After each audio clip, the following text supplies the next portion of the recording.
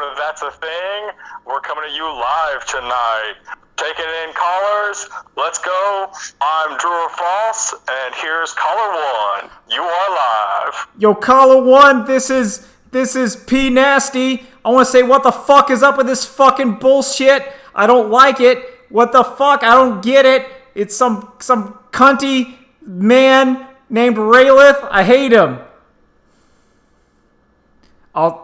You just did a lot of swears on a podcast where you'd never have sworn before. Okay, listen. So here's the thing.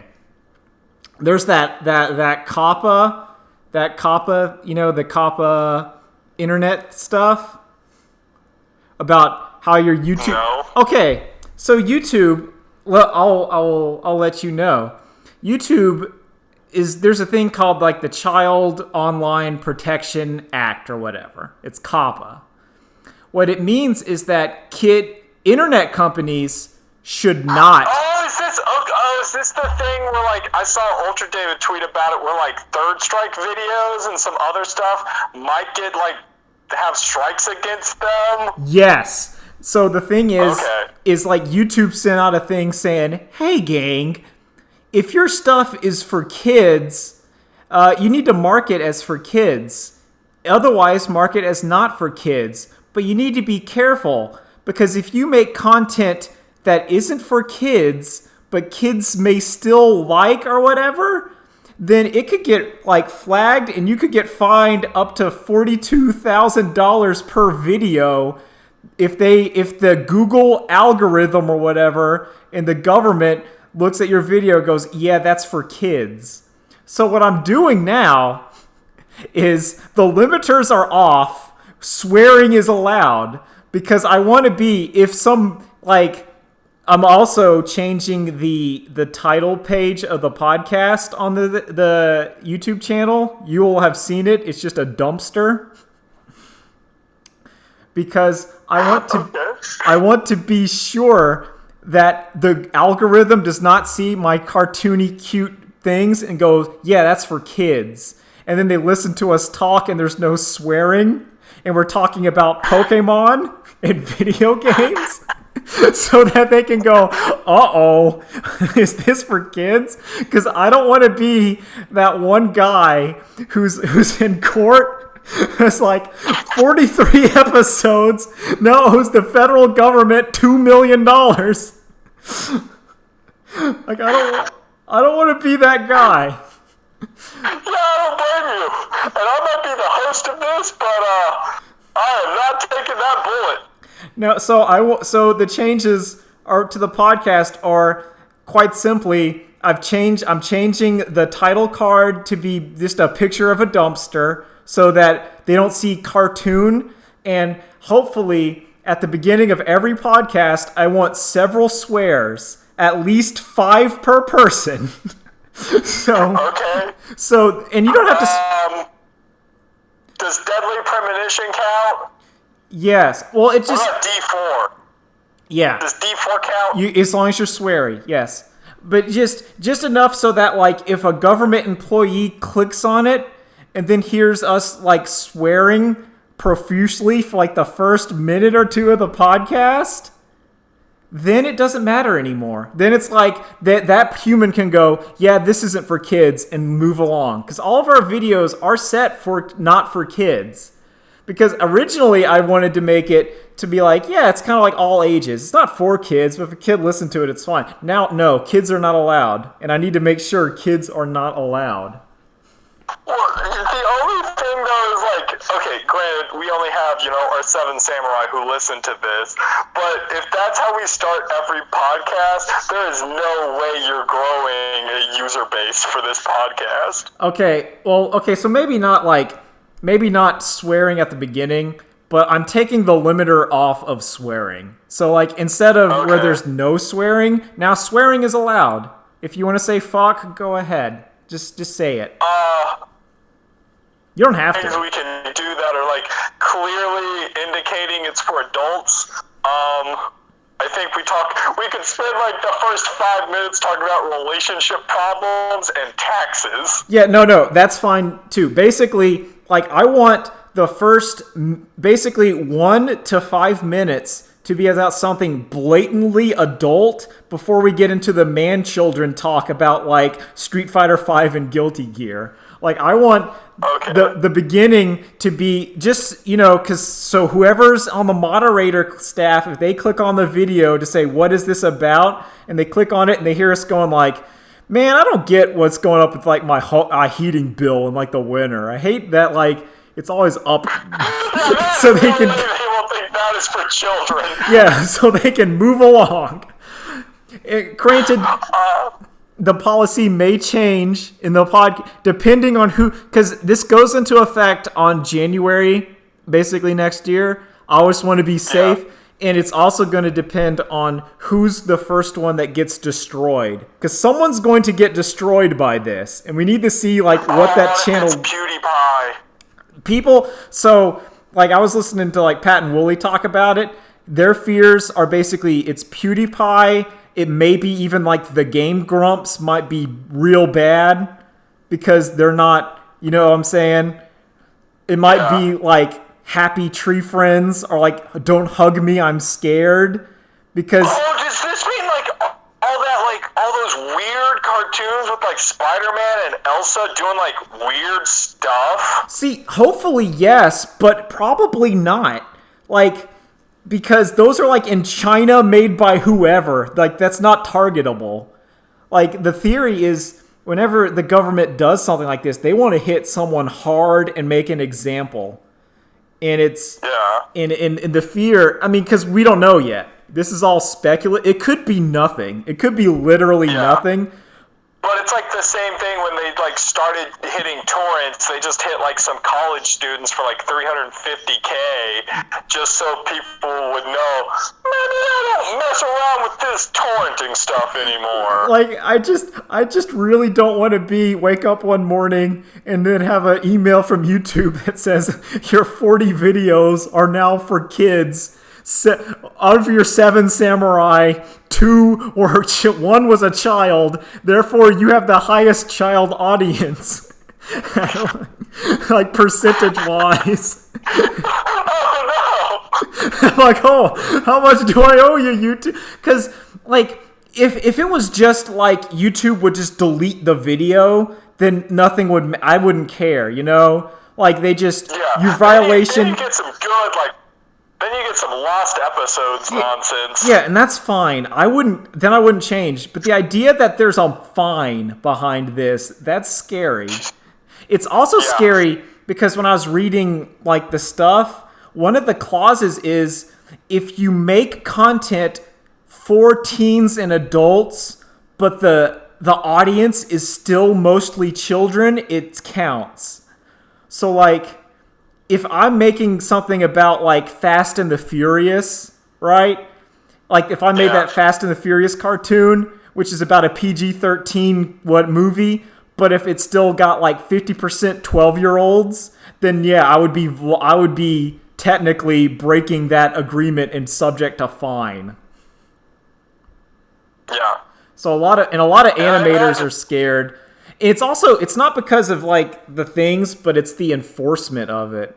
Like, because, you know, it's not going to be like you or me or technology literate people going from video and going like, I don't know about this one. It's going to be like an algorithm that's like, does this video talk about cartoons or like Pokemon, or does it have like a cartoon in the front? And then they send it on to like some guy working in an office who's like clicking on it. And then that guy's going like, yeah, that's Pokemon. It was an adults. Pokemon's for kids. Flag it. And then, like, that's why I'm making changes. Does this mean, like, fandoms will, like, start having to, like, change? It's gonna be really weird. Like, it's so uncertain. Like, I've seen YouTube animators, like, basically going back to Newgrounds because they're just like, I'm a Flash animator that makes cartoons. They're not like adult, obviously, cartoons. Like Plague of Gripes is gonna be fine. All of his cartoons are like weird and sexual. It's obvious, but it's like people are like I make like like Homestar Runner would have to. Well, that's like Homestar could flag itself for kids and basically be okay. But there's Homestar is fine. There's nothing in Homestar that's not child appropriate. It's basically that middle ground where it's, oh man, this podcast is chugging. But it's okay. It's the middle ground where it's the man children. Harry Partridge. Yeah. It's like the Harry Partridge range. It's the Potter Puppet Pals, and it's that kind of like Neil C.C. Rayerga or whatever. We're like, that's for Harry Potter, but it's not for kid. But it is. It's that kind of, and who knows? And there's maybe Charlie the Unicorn's gonna have to pay big money. Yeah, and that's like, oh, it's just like we can only hope. It's very spooky, and I am not thrilled about this like terror. Like I just, as morbid as it sounds, I need to see the first casualty, and then I can either freak out or just not care at all. It's also, Ultra David said he's going to be, like, reading some of the stuff about it, and he's going to have, like, an article out next week about it. Yeah, like, because he is a lawyer. What's up? Yeah.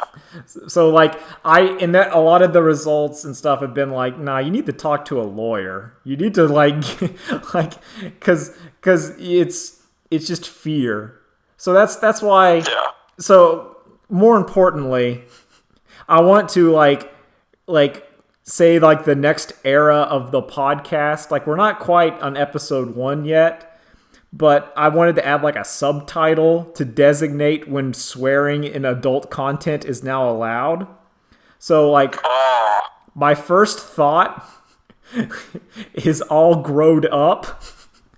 But no, that's how you get flagged. I know, that's why it's not there. I was thinking Second Impact or Third Strike, I think is good. Yeah, I do like calling it Second Impact. Second Impact was good. I was thinking about Rainbow Edition. Rainbow Edition is okay. Yeah, like we could also Plus R. Plus R is good. Or Accent Core. Yeah. Xrd. No, we're not to this is only the second one. Okay, yeah, we're Accent Core. I'll do that. Yeah. I think that's the best one. I wanted to do like some like Under Night in Birth, but I don't think that's too like it's just like the joke is just like Uniest or whatever. Like EX latest. Like nah. I like Accent Core. I'm still so upset with, like, the new subtitle for that game is, like, clear, and they haven't adopted the acronym of just unclear for the new version. Yeah, no, that would make sense, because that would be great. Like, all right, so that's housekeeping. Let's talk about Guilty Gear. Guilty Gear? Guilty Gear looks really good. So it's now officially called Strive. I like because it. That has a Roman numeral 4 in the middle of the name. It's using that Resident Evil 7, where like the 7 is in the name of like Resident Evil, but they also like Biohazard has like the little 7 in there. It kind of works. I like putting your number in the name, and Strive makes sense. Still like out calling it 2020 meant like 20 in Roman numerals is XX, so Guilty Gear 2020 was Guilty Gear XXXX, which is 4 X's. That's pretty good. Quad X. Yeah, I don't think it was intended, but it worked out anyway. Yeah. So did you like how much stuff have you seen about like it, and like what are your thoughts on Strive? Okay, so going into ArcSys, finals, which was this past weekend, they had already done a stream showing off the game and talking about it. The biggest changes you don't have like a Marvel Magic series anymore. Things don't just Gatling into like punch, kick, slash, heavy slash. Yeah. I watched so Wooly went to Arc Revo and he got his gameplay footage and he played it a lot and he interviewed Daisuke, which is pretty cool. And so I've watched his coverage of it, so I know the basic. But we'll just say to the podcast. So yeah, like the Gatling, the ABC is gone. Yeah. The biggest change is how roaming cancels work now. Now, whenever you hit it, it slows. There's two-way trigger. Yeah. If you hit the opponent with it, then they get put into a slowdown state. Yeah, and then combo, it'll I think pop them up, and so you can get extensions. If they're out of a combo, then they just get put into slowdown, so you can try to go for shenanigans. Yeah, and with there's frame advantage. Yeah, and you know about like the risk meter, where that's like the more stuff you're blocking, like on a counter hit or a hit, it does more damage to you. Yeah, and that's just a Guilty Gear staple. Yeah, but it's more kind of there. And Dust, it seems like what they've done is they made Dust like the Samurai Showdown heavy slash, where like you hit that on like a counter hit and then you knock them in the air and get like 70% damage and big damage off of it. And then its combos are not nearly as long as previous Guilty Gear games, and like they're a lot shorter, and you don't really get combos off of lights. Yeah, it seems like it's excepting in the corner now because of the new wall break mechanic. Yeah, I don't know how I feel about the wall break mechanic. It's because it's a weird system where it seems like it's going more for like they want to make you hit to neutral. They don't want to keep you in the corner unless you're like, yeah, they don't want set play. No, so it's gonna be a weird thing if someone doing like if wall stays like it is, where it's like 5 hits and then it breaks. We're gonna start seeing people do like a wall combo of 4 hits just so they can keep Oki. Yeah, like a reset, which is actually interesting, where it's like, do you want to cash out and try to get a little bit more, or do you think that like it's worth it to keep them in the corner, or it's just character specific? I think there's stuff there. It does seem toned down, and once again, this is all like still in develop. Like I don't think anything. Yeah, it's a year out. Like they said, it's coming out late 2020. Yeah, I don't think that any of these systems like are gonna majorly change. Like I don't think we're gonna get there and they're gonna everyone's gonna be like I do think that they need to change some of the UI, and I think the UI will be guilty. Like this seems alpha beta UI, like an actual alpha beta, and not because it's just here's the health bar. It's just a rectangle, and when it's like yeah, okay, that's like what it would look like in an alpha or beta, not like the video game modern where it's just the final demo or whatever. Yeah.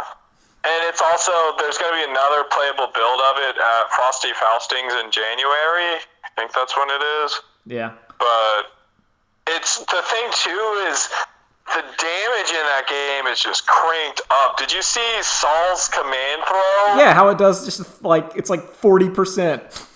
It's just... It might be more than that, but yeah, it's like people hear like, oh, Saul can't combo off his command throw anymore, so then they just see the damage on it. It's like, I guess Saul doesn't need to combo off of this command throw. It feels like maybe they're doing what we wanted. Well, basically the Samurai Showdown element, where it's like, if you want to make something good in fight, if you want to make it nice in fighting games, just crank up the damage, because then it doesn't matter.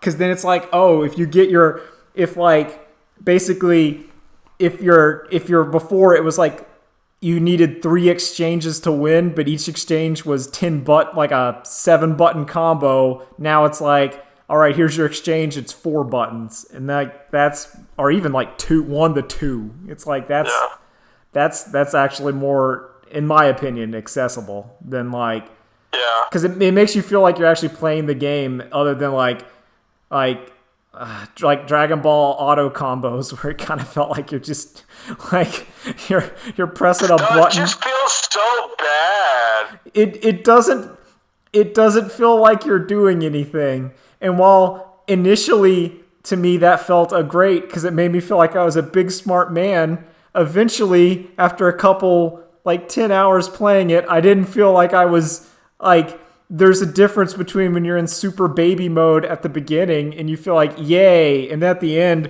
when you're doing it, or you know that the other guy specifically is doing it to you, and you're like, he's just pressing light. Kevin, you mean your 2016 KOF 14 run before the game had released? Yeah, when I played KOF 2016 or KOF 14, I thought I was real good. But apparently I was doing auto combo into like heavy or something. I'm like, I'm the really good. I'm hitting like 1, 2, 3, 4, 5. And it was like, no, you're just doing like the most basic like auto. And I was like, oh no. It ruined it. It was like the bots in Fortnite, which is apparently making people real sad because it's just making all doubt to instead of making you feel good about getting a kill, it just makes people feel like, well, that was a bot, it didn't matter. Yep. All right. Anything else about Oh yeah, two things. So one though, apparently the movement still feels like Guilty Gear, even if like the combo engine doesn't. It looks like Guilty Gear. Yeah, and like Saul's Fafnir, his, that rush punch he has feels really good to hit with. Yeah. And then the other thing is they announced Faust, and he looks scary as fuck. Yeah. Also, good job on using the word fuck. We need to throw those in. We need to spice those in. Every couple.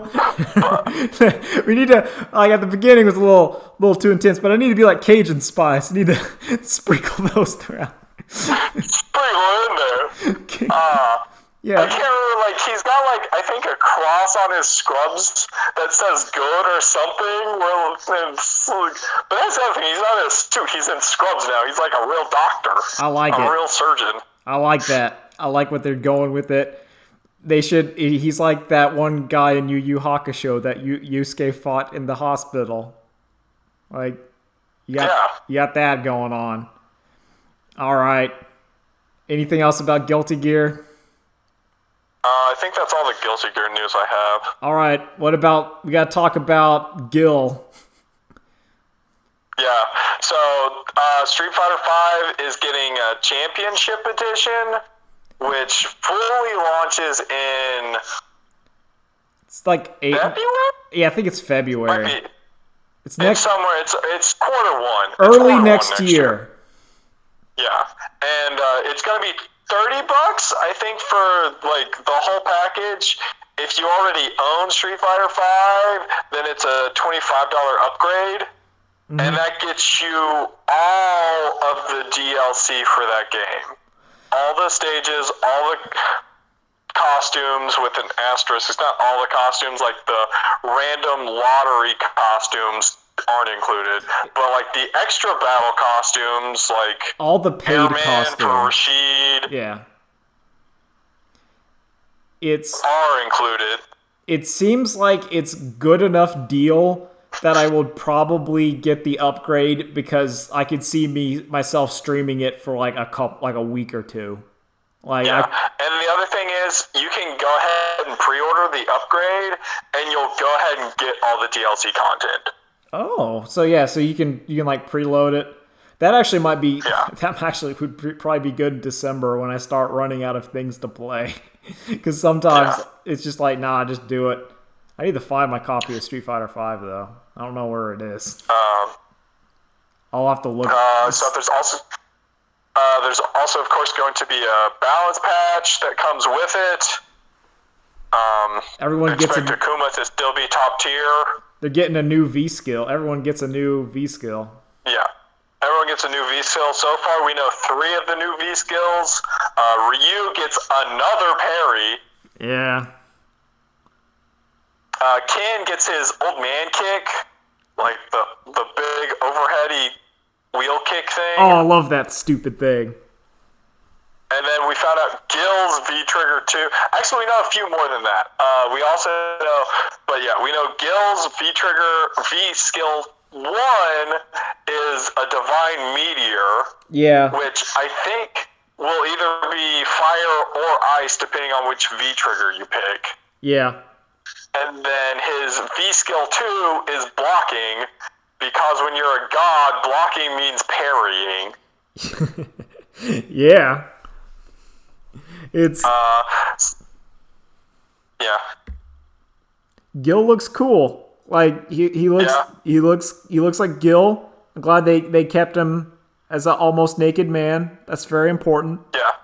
I think people have forgotten you can still do that to Urien. Like when you pick him, you can hold light and heavy punch and medium kick. Yeah, if you hold Wumbo. Burst off. Yeah, you hold the Vumbo, and then you get Urien. Yeah. You get good Urien, who's just exploding with power, with Illuminati energy. But yeah, that looks pretty. It also feels like this is basically Street Fighter V is now done. This is the end. Yeah, it also said you'll get all 40 characters, and Gil is number 39, so that means there's one more new person coming. So who do you think it's gonna be? Because I have DiCaprio. Okay, that's pretty good. Because I was gonna say I would imagine since it would be someone whose moveset is roughly in the game, I would personally I would kind of like to see what Gouken would look like in SF5. I think that might be interesting. I think Dan would be nice, just not as Kage Evil Dan, just Dan.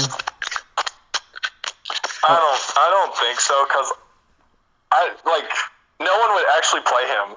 Ultra David will go to bat for Street Fighter 4 Dan as being an actual viable character, but because it's Dan, people are just not going to play him. Yeah. I'd pick Necro. Necro would be cool. His model's already in the game. He's in the background for the Holiday Russia stage. Yeah, and Necro is kind of half Dalzim Blanca, and those guys are already in there. So you don't really. It's not like you're going new ground. You're not you have a stretchy arm, another stretchy arm man. I could. Yeah. What others SF3 could Remy? See, that's what I'm thinking is 3.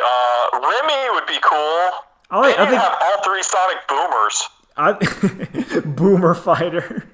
He could be. Yeah. Okay, yeah, I like Remy. I think Remy would be interesting. Because that's kind of... Basically, just pick a third striker. Put him in there. Yeah. Just cut loose, put third strike Chun-Li in. The actual sprite with all that frame data. Oh, man, that would be great. They put Oro with 2 hands. Oh, he's not OP enough to be one-armed yet. Yeah, this is young man Oro who needs to use both hands, and his V trigger is he puts one of his hands behind his back. Ooh, I like it. Because it's okay, now I'm I'm pretending like I'm doing it, and now it's okay, I'm for real, but me being for real means you get one hand. I might also take Sea Viper. Sea Viper's good. I like Sea. I think Sea Viper is mostly liked by people. I think she and her moveset is interesting enough that it would show up and be okay. Maybe Hakan if you want to be weird.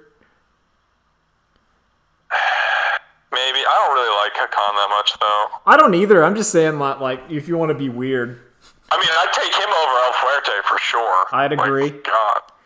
Or, I hate El Fuerte. Or you throw in you get real desperate and you just put in Dante from Devil May Cry series. You just put him in there. Well,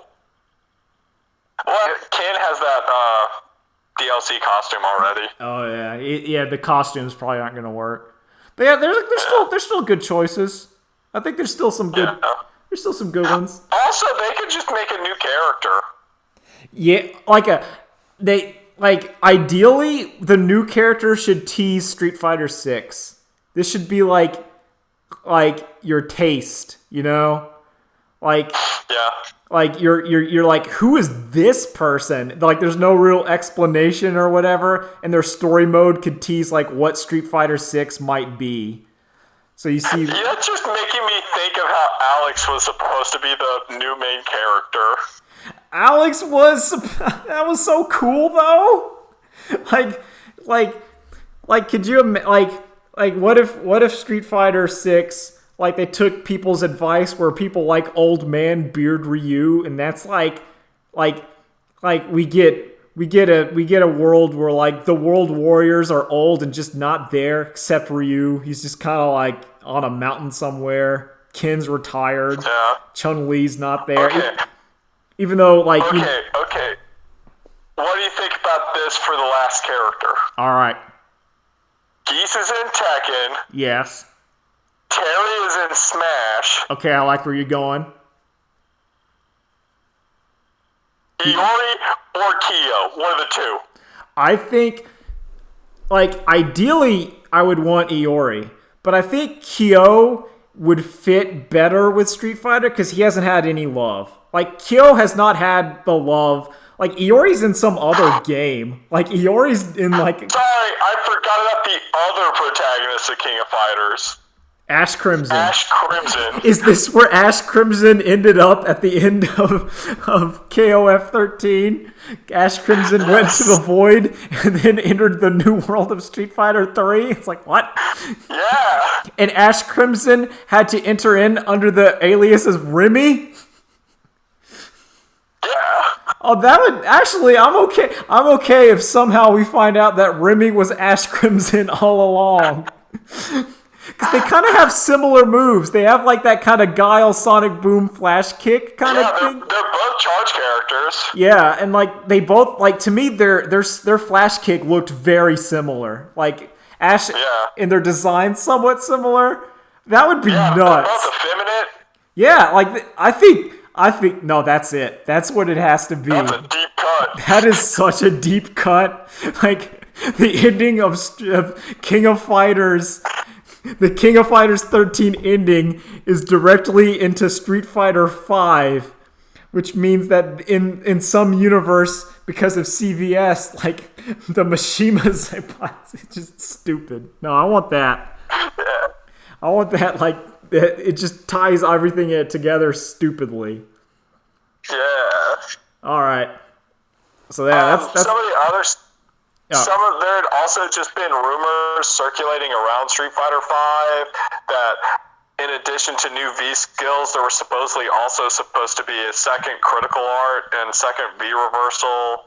Basically, but none of that got mentioned or anything. Nah. Also, these same rumors have been saying that Oro and Sea Viper were going to be free additions to the game for over a year now. Well, that's the thing about, like, I think when people doing fake internet leaks, is that we've seen enough video games that we can predict at least, like, we can hit at least, like, 20%, like, even the stupid, crazy things can hit, like, 20% of the time if you really think about it. Like, you're like, okay, they're going to do a Street Fighter pass, they're probably going to include a boss character. Who's the boss characters? Well, Seth's probably not coming back. I guess since all the other Street Fighter 3 characters will try making a guild. Like, you could say that as like... I guess this is fair.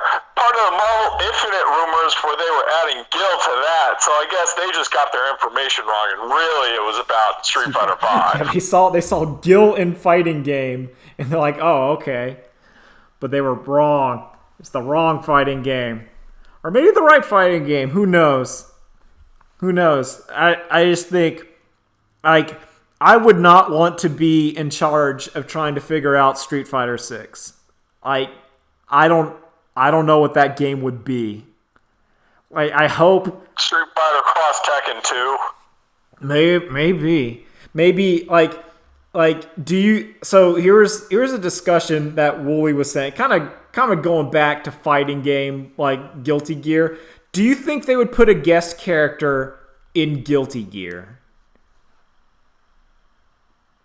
Not really. Like, the same way, like, they're just not going to put one in Street Fighter. Like, I can't see it.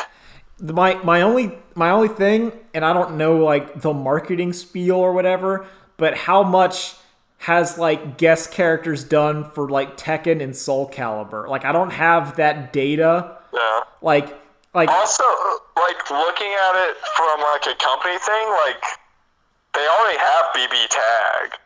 Yeah, which is the guest character zone. Like, Guilty Gear, because I don't... like, what... If there would be a guest character, if anything, it'd be like a BlazBlue. It would be in Arc System Works. I don't think they would get licensed... Like, I don't think that game feels like they're going to license some character and put it in there or whatever. Yeah, like, who feels like they can fit, like... Geese and Akuma feel like they can fit in Tekken. Oh yeah, that makes sense. Haohmaru feels like he can fit in Soul Calibur, and 2B feels like she can fit in Soul Calibur. Well, Soul Calibur is like kind of stupid magical, where like I'm like Link felt like clear as day in Soul Calibur. Like, I did not bat an eye. I'm like, yeah, that works. Yeah, the only issue I have are Yoda and Darth Vader when it comes to Soul Calibur. I agree. I think Ezio actually worked really well. Like, that was the same time period, and it made a lot of sense. I think the Star Wars is too much. I think Spawn, like, Mortal Kombat can do guest character. Like, the only things, like, the stuff I would add as a guest character to Guilty Gear would not add any mass appeal. It would be like, all right, I'm gonna add in like some of the crew from Blood Blockade Battlefront to Guilty Gear, because I think that'd be cool. We're gonna have Dick Suck. He's gonna be in there. Even then, I don't like that. Yeah. I don't think it works. Like, it's just not the right kind of anime. Like, I don't know. Like, Guilty Gear is such like a hyper specific kind of anime. Yeah. Like, it's basically 90s anime and heavy metal, and I don't that. Oh wait, they already have their guest character, Potemkin, starting in Xrd. Yeah, there you go. Yeah, it's Potemkin from Skullgirls shows up, and he's shown up again. That's how it goes. All right. Anything else other than to wrap up? I have a couple of like quick things. Unless you got something. No, unless you just want to talk about what I've done this week. What give people the update. Let's adult it up for like the ending. We have like 2 to 3. We have about 5 minutes to go. Let's adult so we can bookend it. We're gonna so the first minutes will be like sweary adult. Now we're gonna get into boring adult. That's how we're gonna finish it up. So I mean, like, most of my week has been like working on stuff, but also Daria on in the background. Oh yeah. Did you see that hit Family Guy joke about Daria?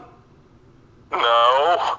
Apparently Family Guy, now after making quote-unquote fun of BoJack Horseman, is now trying to make fun of cartoons way better than Family Guy by doing cutaways with them, and it just makes you see how bad Family Guy is now. It's not flattering. Oh, that's real bad. That's okay. So tying into boring adult stuff, like on the dating app, like one of the people it suggested to me has like just want to like cuddle after work and watch Family Guy, and I was just like, oh, hard swipe left. Oh, hard get out of there. Left. Get out of there. Like, it's so dating apps, and this is me being real. The key to dating apps, I think I've said it when Nolan was on the podcast, but it bears repeating, is I think you have. You treat it like you're throwing out the crab trap in the ocean, and you check on it occasionally, but don't get your hope like it's not like you just Because I think if someone is going on there specifically going, yeah, I'm going to get like a date from this, you're going to be disappointed. But if you're going in there with, I might get a date from this, then you're going to be like, when nothing happens, you're going to go, that's fine. I think I think that is the way to look at it. More than that, I think I was on this thing like around a week or so and went on a date last Saturday. There you go. It was the most flaccid date ever of like, oh, well, we clearly have nothing in common. Yeah. I think we already knew this from like chatting, but there's the hope of like, maybe personality-wise, though, we'll just be perfectly in sync. And no, it was just like... Nah, but there sure is a lot of silence and forced conversation at this table. Oh yeah, like that's how it goes, man. Like it's important to get those out of the way and to go like, but the key even is that to not get discouraged is that even that flaccid, terrible date was something, which means that the crab box in the ocean is still working. It's functional. It's not broken. It's not broken. That means that like you're not just throwing it in there and nothing's happening ever. And you're like, is this the wrong kind of crab? Am I not getting anything? Is this lobster water? Am I hunting for crab in Boone Lake? Is this just? Am I not doing this right at all? But no, so you gotta keep encouraged. So remember, not children, which apparently legally I think is like 14 and up. Don't get discouraged. Even if the date is bad, that means the crab is going. That's all you. Okay, so I want to talk about this too.